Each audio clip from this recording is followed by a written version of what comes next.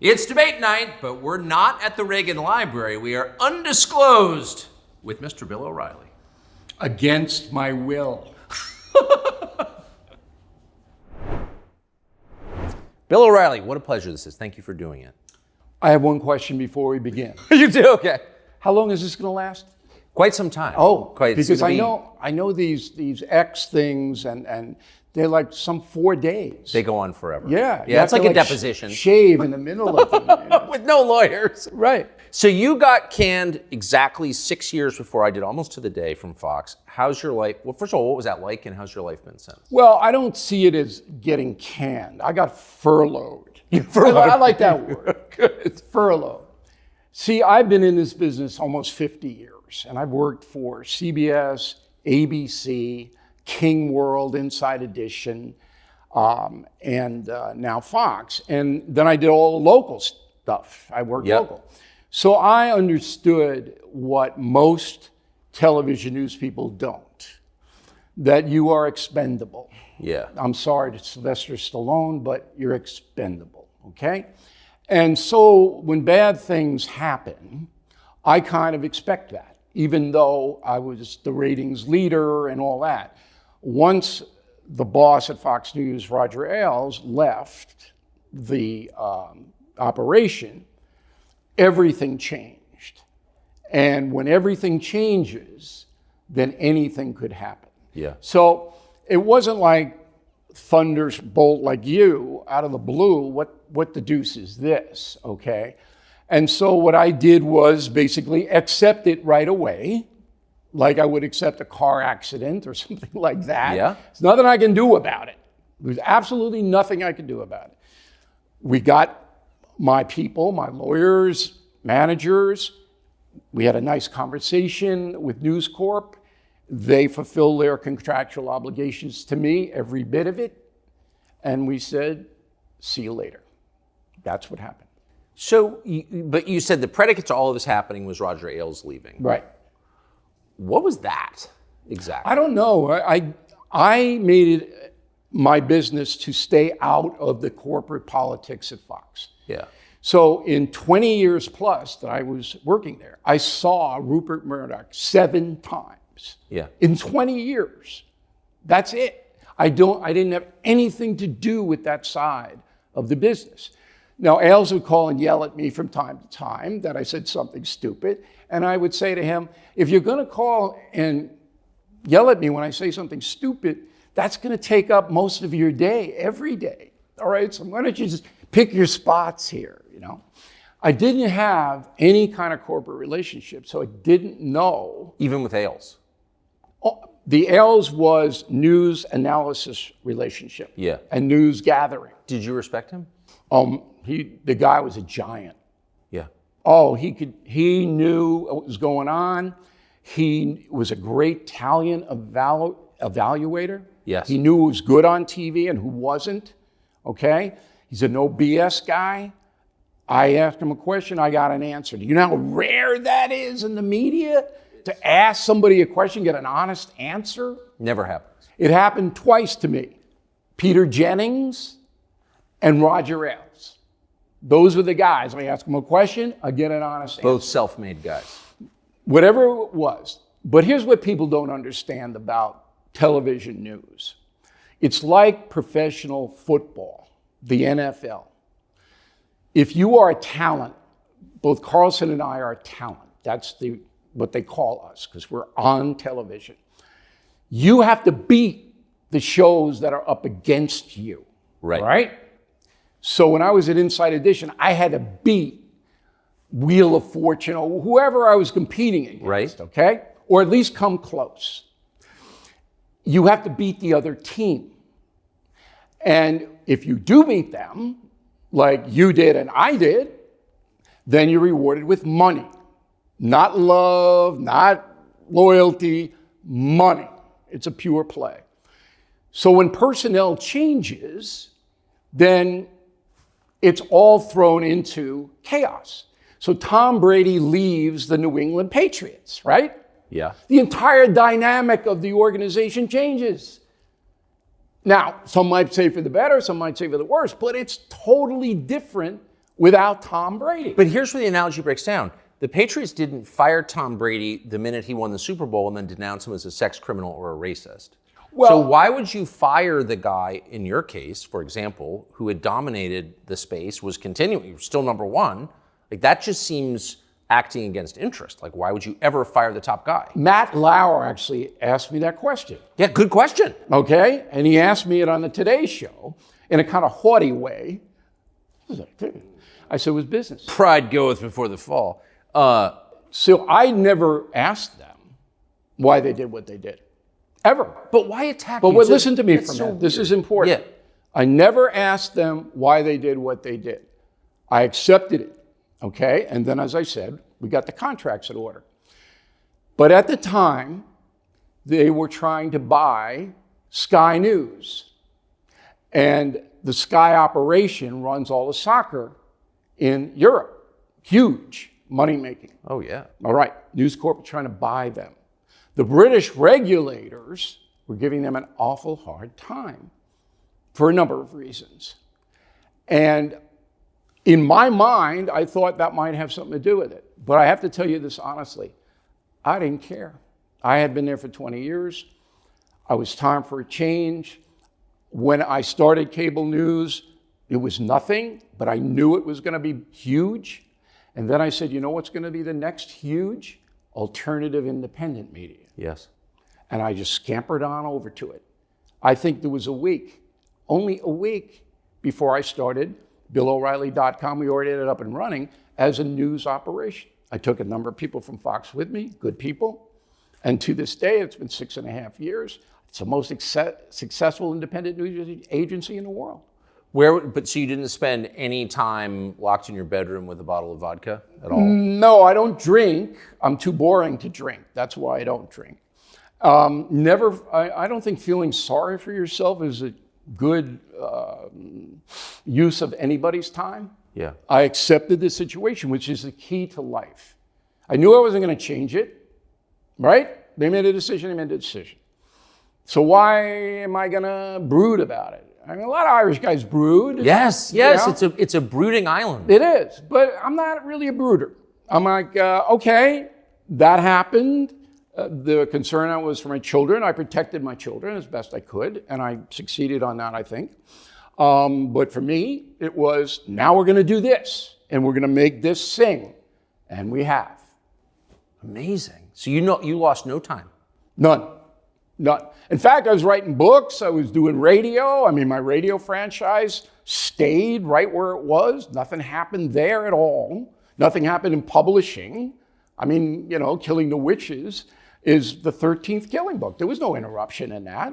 The only interruption was on cable news. And so I went to another news forum. How did you keep yourself from getting bitter, though? I'm just bitter about everything anyway. So that's your easy. default? Yeah, I was like, how much more bitter can I get? I'm just bitter 24/7. I have what they call an edge to me, all right? and so, but again. Where's that from?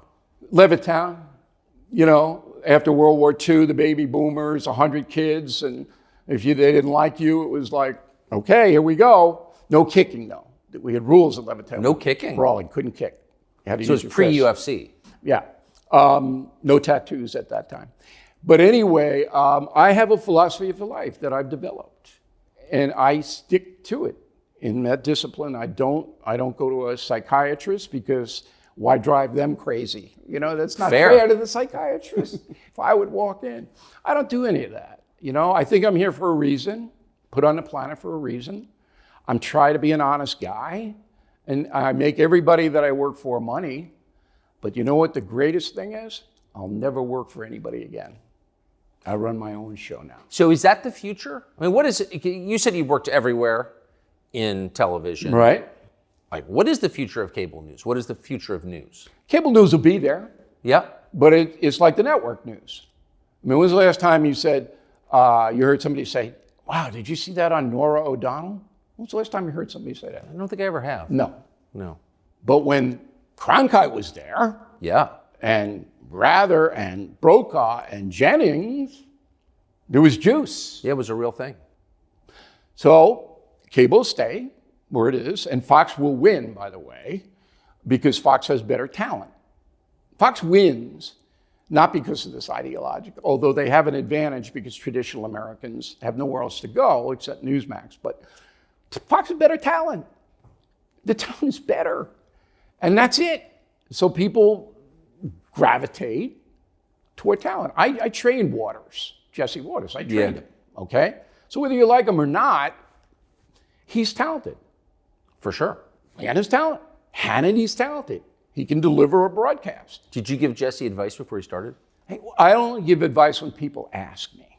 Yeah. So you yourself have never asked me for advice. But that's totally false. did I give you some advice? Slept to your no, that is totally when I took over Greta Van Susteren, I waited in the ante room of your office. Yes, I did. It was in fact, Ailes told me, go kiss O'Reilly's ass, and that's the first thing I did. A man never stands so tall as when he stoops to kiss an ass. What did I tell you? You said it's a very treacherous business. Mind your own business. Just stay in your own lane. Do your thing. Okay. I thought that was good advice. Yes, right? It was. Okay. I'm sorry, but I'm old now, so I forget things. Right? What's your name again? Jen Griffin. I have to add, I just can't resist, and I don't mean this as a criticism because I actually love it, but the most famous video on the internet is you. Shot off camera in a previous job before Fox. What am I doing? Going live? Is that You're going live. We'll do it live. Okay. We'll do it live. Fuck it. Do it live. I'll write it and we'll do it live. Fucking thing sucks. I was in Iceland and I had some gnome come up to me and goes, "You're the going live guy." I said, "What? I'm in Iceland." That was in Reykjavik? Yeah, and it's all over the world. I mean, there are Japanese guys going, "I'm a live guy." I mean, it's ridiculous. So I'm on Inside Edition, and they can't tape it every 2 minutes. They go, "Oh, we didn't get the audio. Oh, you were out of frame. Oh, there's a giant glob on your ear." And they couldn't get it taped.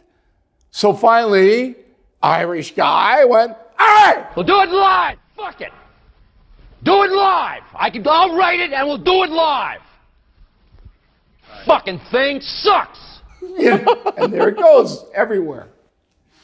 Amazing. That's exactly what happened. Thank you. You're welcome. I've wondered about that. So how did you come up with, in the 13th in the series, witches? Okay, so the Killing series, the best-selling nonfiction book series of all time, by the way. Did you know that? No, I had no idea. You can do your research. 19 million copies of my books in print. So I'm a former high school teacher, history teacher.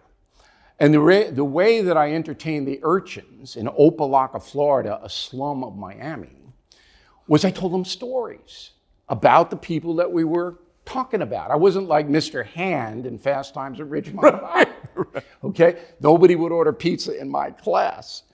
But I would tell them stories, personal stories, and make these people come alive. So that's what I did in the Killing series. So the witches, we start with the Mayflower. People coming over from England, Puritans, who the king hates, wants to get rid of them. 66 days on this boat, and what happens on that boat is unbelievable. Everybody thinks, oh, the Pilgrims, I have another drumstick. This was brutal, okay? Oh, yeah. That's where we start. Then they land in Massachusetts. They wanted to go to Virginia, but they're a little off course in Cape Cod, and they finally wind up in the Plymouth area of what Massachusetts is now. But they're fighting among themselves. They're not getting along. Everybody's hating everybody. And so a bunch of them move up to Salem. There was no Boston at that time. And they get into Salem, and they're all loons. They're all crazy clerics, all right?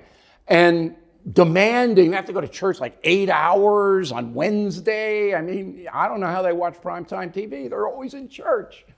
So in Europe, they routinely burned witches. Yes. Okay? But it was usually done in a political way. So this king doesn't like the Protestants. The Protestants are all witches. We'll set them on fire. And vice versa. We don't like the Catholics, so we're going to burn Joan of Arc. in Salem, that superstition took root. And it was driven by the kids, the little kids, who would go, oh, that came to me in a night and told me to go and do the devil's due and all of that. And then the adults went, all right, we'll hang them. 20 people executed. Yes. So the story is beyond fascinating. And real. And it led to the way we live today in America, as far as our religious freedom is concerned. And that's the center of the book. The first part of the book is how they crossed and got here, and the witches went out of control. And then a young boy in Boston, Benjamin Franklin, gets on to this witches thing. And he visits the top witch hunter, Cotton Mather. Visits him, goes to his house in Boston. Has this long conversation, which we tell you about.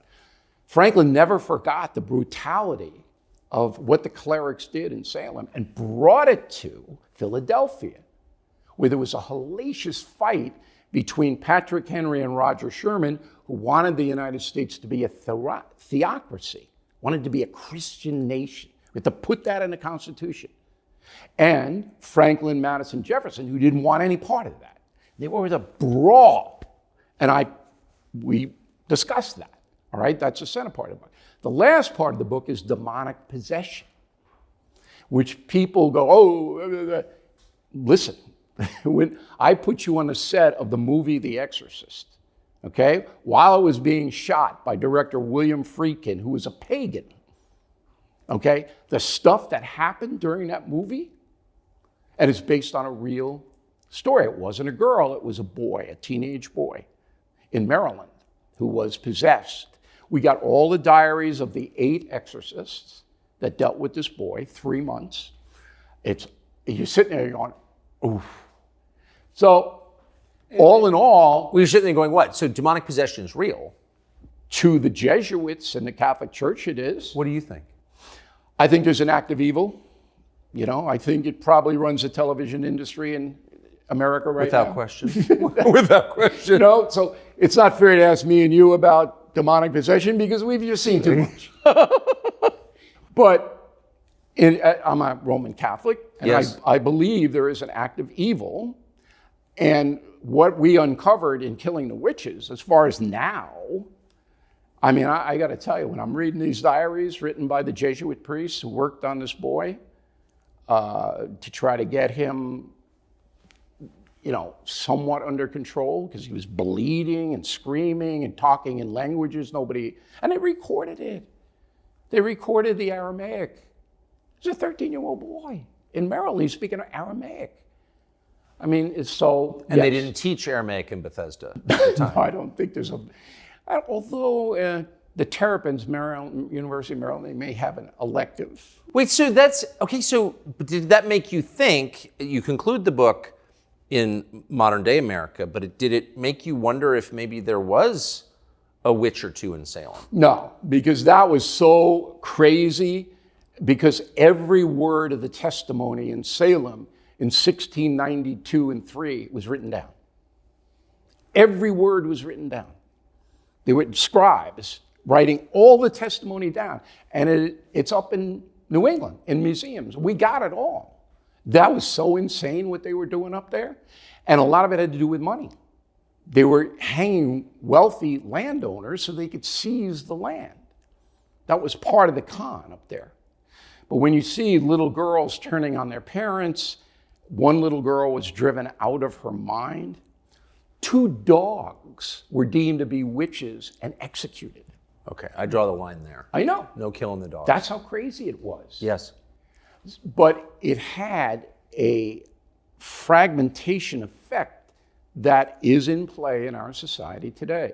And then the last thing I do is in the afterword, we have witch hunters in America now. They're just different kind of witch hunts. We have cancel culture. The accusation, you're guilty. You know who they are. Of course. And I mean, that's just... Driven by young people, once again. That's malignant. That's evil. An accusation, you're guilty, no due process, no anything. We see it every day. every blanking day. But there was a period between, so The Crucible, the famous play by Arthur Miller about the Salem witch trials, came out, I think, in the 50s or early 60s. And there was a period, the bulk of your life, mine too, where that was considered terrible. The Salem witch trials were a model for what you didn't want your society to become. And then within about 3 years, we wound up in the middle of Salem. Like, how did that happen? Well, what we found really interesting was two things. There was two keys. The Benjamin Franklin teenager, and the guy was a genius, actually getting involved with this thing and then bringing it into the Constitution. That was beyond fascinating.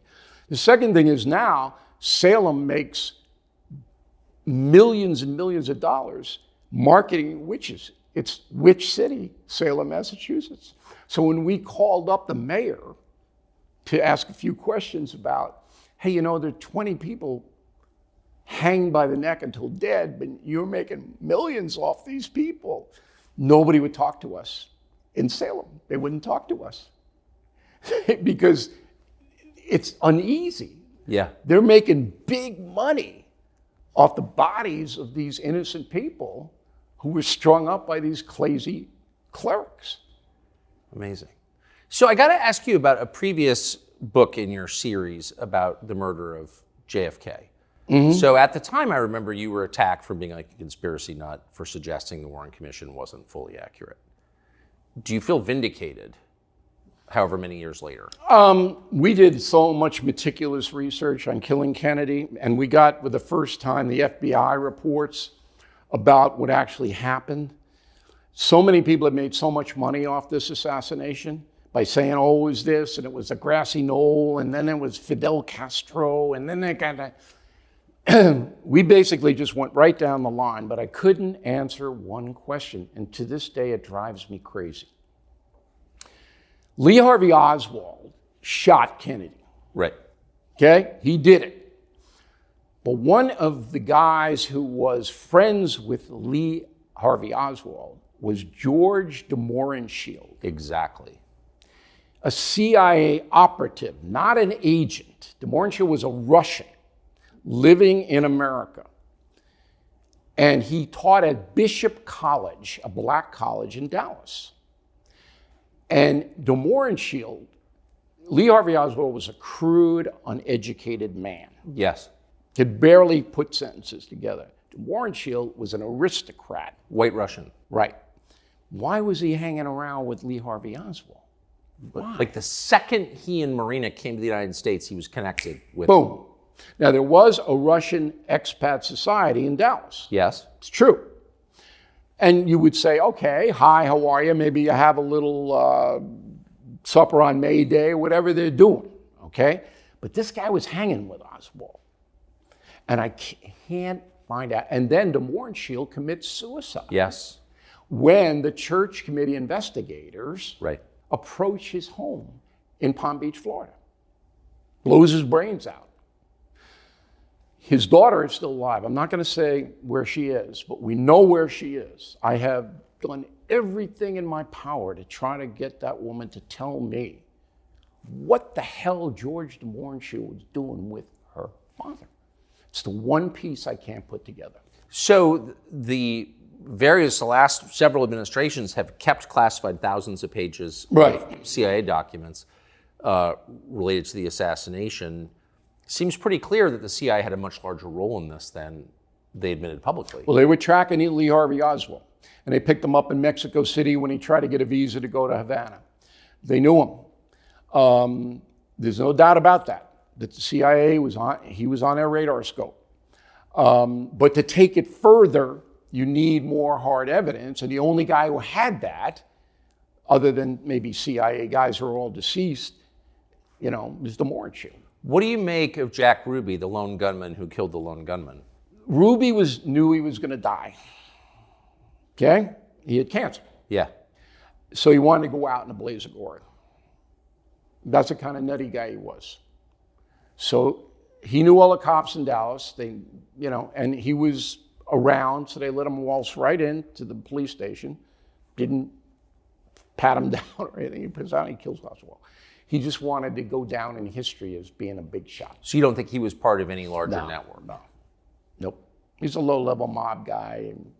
He is a local thug, ran strippers. That's what he did. Do you, I mean, that whole period, 63 through 68, saw 3 big political assassinations. And we haven't seen one in the years since. Do you worry that, given the volatility of American politics, that we're going to enter a period of that kind of behavior again? I think we're way behind that now. Here's what we're in. With Joe Biden's administration, the second worst president in American history. Who'd be the first? James Buchanan. And I know James Buchanan allowed the Civil War to happen. Yeah. Okay, 4 years, he sat on his butt. He didn't do anything. The people in the South were attacking federal agents, burning down depots, stealing guns. He didn't do a thing. Worst president by far. We're in the age of disorder now. America has entered the age of disorder. And it's because of the progressive movement. President Biden, in my opinion, is diminished mentally. Yes. Doesn't know what he's really doing from day to day. And you can see that in his public statement. Pretty evident. Yeah. Right. The progressives like that because the people who control him inside the White House can tell him anything and he'll do it. Who are they, by the way? Well, Klain and Rice were the two in the beginning. And then their assistants have taken over. Names escape me at the moment. You'll never see them, ever. But they basically tell Joe what to do and say. So this open border policy, which is insane, literally insane, okay? This has led to massive death with the fentanyl problem, destruction of cities like El Paso, whole cities evaporated, chaos in New York, where you've got buses of migrants being attacked by citizens who don't want to move into their neighborhoods. There isn't anything good about this. And immigration law says this should not be happening, but Biden won't enforce the law because the progressives don't. George Soros' main thing for almost his whole life is no borders anywhere. Everybody comes and goes out there, and he pumps hundreds of millions of dollars into the progressive cause, and they finally got their guy. Everybody thought Obama. Obama didn't go that far. No. Biden, age of disorder. Black Lives Matter, no police, nobody's punished for crimes, tax people up to here so they don't have any assets. The more money you take from people, the less power they have. And the progressives want to run everything, including telling your children what to think when they're 5 years old. And most Americans don't get it because the press is working with the progressive movement and suppresses all this. So they don't know that we're in the age of disorder. And we are, everywhere, from Seattle to Key West, everywhere. And we got to snap back, or we're going to lose what we have here. But I mean, we're in a presidential season now where the Biden administration has indicted their opponent, the frontrunner in the race, Trump is leading in the polls, 4 times. And they're going to try and convict him and send him to jail before the election and take his name off the ballot. So, I mean, if you're willing to do that and just end democracy, then, I mean, what aren't you willing to do? But thank God you can't do it. So number one, he's not going to be taken off the ballot. There's no constitutional order that would allow that to happen. Number two, he's not going to prison because even if he's convicted, none of the things that he's charged with would warrant prison. And the Supreme Court would rule, if it ever gets up there, that he'd be in home confinement, where he could run the government if he wanted to. If he wins, he'll be confined at the White House or whatever. But none of that's going to happen. So the American people understand what this is. Or they understand that the documents in Mar-a-Lago basement parallel the documents in Joe Biden's garage. Yes. It's the same thing. But one guy gets raided and charged, and the other guy, real quick, who's the special prosecutor looking into the Biden documents? I can't remember. Robert Hur. And you, a skilled newsman, don't know his name. No. You know why? Because he's in Tierra del Fuego someplace. He's gone. Oh, he's going to investigate. See ya, I'm going to Sri Lanka. Nobody's heard a word about him. Does it really take 9 months to figure out why Joe Biden illegally, because he's vice president, had no right to take anything, had documents in his garage? Does it take 9 months to do that? No. Has Joe Biden been interviewed? No. Has Jill Biden been interviewed? No. I think they should interview Hunter Biden because Hunter Biden probably tried to sell the documents to someone. That's a joke. That's a jest for you Media Matters people watching now. Okay? So American people know the fix is in. Now, that doesn't excuse Donald Trump for taking the documents. I don't know why he took the documents. He's never going to read the documents. Why did you take them? And when they asked for them back, why didn't you just give them back? Just make a copy of them if you want to write a book or whatever and give them to the archives. He's annoyed. It didn't feel like it. Yeah. I don't know. But anyway. So what happens? I mean, Trump gets elected? Trump could get elected, sure. Absolutely. But the system, the entire federal bureaucracy, the biggest system in human history, has decided we're rejecting this organ. We don't want this. So, well, they decided that in 2016. Yeah, exactly. And look what happened. But see, that's the diminishment. You asked about cable news earlier in the interview, and I said it's still going to be there, but it's not going to be what it was. Right. It's not going to have the influence that it had. Okay? It's the same thing with the federal government. It's going to be there. But now, if you're indicted, people look at the indictment and they go, we know why this is happening. Most people do. And so, it looks like Trump's going to walk into that Republican nomination with no problem at all. That's what it looks like right now.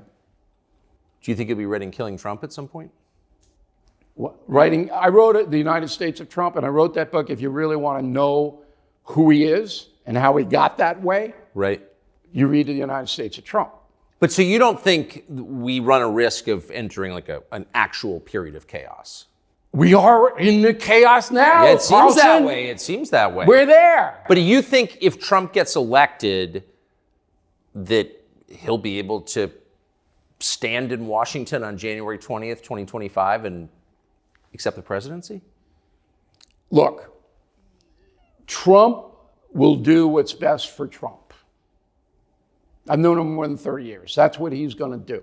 So if it's best for Trump to stand there on Inauguration Day and give a speech, he'll do it. But what Trump can do, if he's elected, is stop the age of disorder. Yeah. He can stop it. You could close the border tomorrow. All you have to do is write an executive order that says we are suspending all requests for asylum for 6 months until we can get this thing under control. Put some troops down so there. We're not taking any more. We could do that tomorrow. Trump knocked it down about 80%, the migration across, by making a deal with Obrador. And I know this because I was in on that deal. And I said to Trump, and I've never said this before, but Carlson's kind of like a hypnotist. He looks at you and you get hypnotized. So I'm going to tell you something that's interesting. I never call Donald Trump, but he's a friend of mine. But I never call him. But he calls me occasionally when he wants some comic relief. And he knows that the border thing is big with me. Yeah. He knows it. And the cartels are super big. So I wrote a book called Killing the Killers. And in the book, we chronicle how Obama and Trump assassinated the worst jihadists on the planet. We take it step by step by step. And the reason they're allowed to do that is because they declared the Revolutionary Guard of Iran a terrorist group. So they whacked Soleimani, the head of it. And if you read Killing the Killers, we have every second of what happened. All right? Okay. So Trump gets wind of the book. I don't know if he read it or not, but we're talking about it. And I said, why don't you do that with the cartels? Just designate them terror groups. They're killing more Americans than these jihadists ever killed. Then we're killed in Vietnam every year. Right. I said, just slap the designation on them. And then you can wax them from space with the drones and send special forces into Acapulco and cut their heads off. Okay? And what are the Mexicans going to do about it? Nothing. So the negotiation started. okay? And Obrador went nuts. The president of Mexico. He says, no, you can't do it, you can't do it, you ruin my administration. So Trump, as his want, makes a deal with Obrador. Obrador promises to put Mexican army on a border with Guatemala and on the border with the United States, which he does. Cuts the migrants down 80%. Also, he gives Trump all kinds of trade preferences that helps the economy. Remember, inflation when Trump left was 1.4%. And it was that way because the imports coming in from Mexico and China and other places were so low, it drove down all the prices. Right. Trump did that. Trump did that. Because everything with Trump is a deal. It's always a deal. So I said to him, so you gave up the designation of terror group for that? He goes, yeah. I said, we won't do it if you do X, Y, and Z. I couldn't argue with it. Helps the economy in the United States, drops migration 80% in his last year. He was an effective president. Not an ideologue, doesn't believe, he's a populist, not a conservative, doesn't have any of that stuff going on. No. It's deal after deal after deal after deal. That's how he controlled Putin. But he won't tell me what he has on Putin. But I know he has some. Why do they hate him so much in Washington? What? Why do they hate Trump so much in Washington? Because Trump doesn't respect them. He's not in awe of them. Washington, as you know, because you live there, is all about the cocktail parties. It's all about the social invitations, mingling with the powerful, going here, going there. Cafe Milano. Oh, I had dinner with Senator so-and-so tonight. That's what it's all about. Trump didn't care about those people at all. And he wasn't respectful to them. No. I mean, you know, he looked at the FBI and the CIA, and he didn't fear or respect them, and they didn't like it. That's what it was all about. You said that you've been in this business for almost 50 years. Started when I was 7 years old. How long are you going to do it?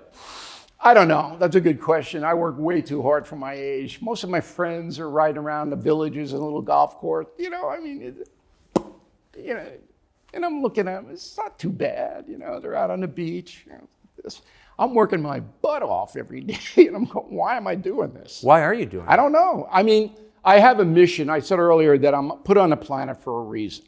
I know I was. And that's why you have to accept bad things that happen to you, because they happen to every human being. There's a reason that it happens. You don't know the reason, but there's a reason. So I'll do this as long as I feel that I'm doing good. Let me give you an example. So on BillO'Reilly.com, which is our nexus, that's where we live. We have all kinds of stuff going on there, and people should check that out. We have a concierge membership. You pay a little money, but not a lot. You get direct access to me. You can email me anything you want, including problems, bad things that are happening to you. Do you get weird emails? Well, I have a staff that Yeah. sets the weird emails on fire. I don't see the weird emails, okay? That's a rule. But I help those people when they need help, because most people have no blanking clue how to negotiate the system. I know how. So we get some heartbreaking letters. People who have cancer and their children are doing this or that, and I can usually guide them to a place. And in some cases, we intervene to help them. That, to me, is why I do this. So we have... Wait, people can email you directly with their personal problems? That's right. And it's... I can't tell you how what successful it's been. What have you learned from that? What, I mean, are the nature of people's problems changing? Well, you must learn a lot about people. You're quoted at one time, and Carlson and I never really knew each other that well because he was in D.C., I'm in New York, but you were quoted at, and I don't know whether this is an accurate quote or not, because 90% of the stuff written about you and me is not true. But it was like, oh, O'Reilly's a populist, but if it ever comes out that he's an elitist masquerading as a populist, his career will be over. That's what you were saying to your staff, according to one dispatch. Untrue. But it is true. If you didn't say it, that's fine. But if you had said it, I wouldn't be mad, because it's absolutely true. I made my whole success looking out for the folks. That's what I do. I couldn't care less about going to the parties or any of that. So the point is that we've developed a program to help individuals on BillO'Reilly.com, concierge membership, and we do help them. So that's a worthy thing for me to stay in the game. That's amazing. No, it's not. It was just... What are people's biggest problems? Health, money, sex, job? They don't know how to negotiate life. They're not taught in school or by their parents. In life in America, particularly in the age of disorder where we are now, you need three things. Have to have them. Number one, a doctor who wants to keep you alive, who will answer your calls and emails. You need a doctor that you know personally, okay? You need a lawyer. Again, someone you can get on the line who's going to talk to you straight about whatever legalism, because you're going to have them. And the third is you need a trusted financial advisor to lay out what your situation is and what your options are to increase your wealth or protect yourself in your old age. If you don't have those three, you're going to get hosed. Interesting. And I'm fascinating, Carlson. well, that is interesting. I mean, that's why you asked me to I've got come some here. problems that I may email you about on BillO'Reilly.com. You got to pay the $100 though. No freebies here. Do people not have a doctor, lawyer, financial they don't advisor? have anything. They don't have anything. And they don't have a lot of assets. But how do you find it just on the doctor thing? I've got a lawyer because I have no choice, financial, I guess. But I don't trust doctors. Okay, but you know someone, I'm sure, who had a medical difficulty and whose doctor came through, and you do it by referrals. I have the greatest doctor on the planet. Woman cares about me, cares about my children. And my you children trust go her? there. Yeah, because they're friends, they're blood. But it took me a while to find that person. It just doesn't magically appear. I've had my finance guys for 40 years. I inherited them from my father. And attorneys, I got way too many of them because believe me, you mess with us, we're coming. We're coming at you. We're not taking it. That's over. But it was a lot of research, a lot of trial and error. I had to fire some people. I had to walk away from some people. But loyalty is very important to me, loyalty. And I give it back, by the way. Any of these people that are helping me, we'll help them if they ever need it. Last question, and I appreciate this.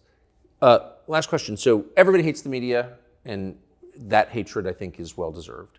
But since you spent your life in the media, name a couple of people who you think are the good guys, well-known people, everyone's familiar with, who you've come across during your life and career, who actually were decent people. Are there any? Yeah, there's tons of them. 2 days ago, I went to a Billy Joel concert. I grew up with Billy Joel.